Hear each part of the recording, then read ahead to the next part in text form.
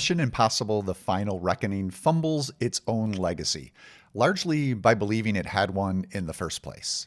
Apologies to Simon Pegg and Ving Rhames, but this has never been a franchise powered by our emotional connections to its characters, much less any sort of overarching, thematically resonant narrative.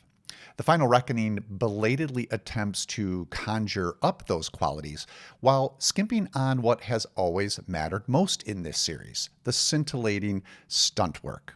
A follow-up to 2023's Mission Impossible: Dead Reckoning Part 1, at least they trimmed the title, the movie spends most of its nearly 3 hours establishing, explaining, and reiterating its increasingly escalating stakes, involving renegade AI and nuclear armageddon.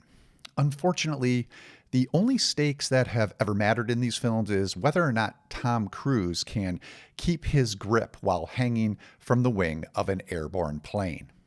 We get that sequence, and it is thrilling, with Cruise clearly doing the clinging, but it arrives well over 2 hours into the proceedings, and it's preceded by a few fistfights, some shootouts, a murky underwater diving sequence, and talk.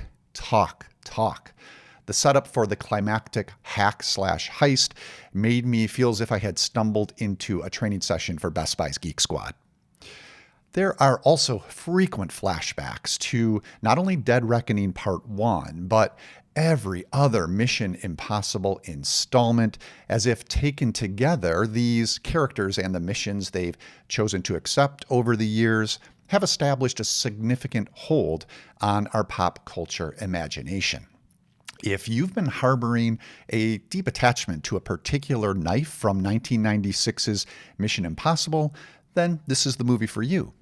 If you were hoping to see Cruise defy age, gravity, and other laws of nature, you're mostly out of luck.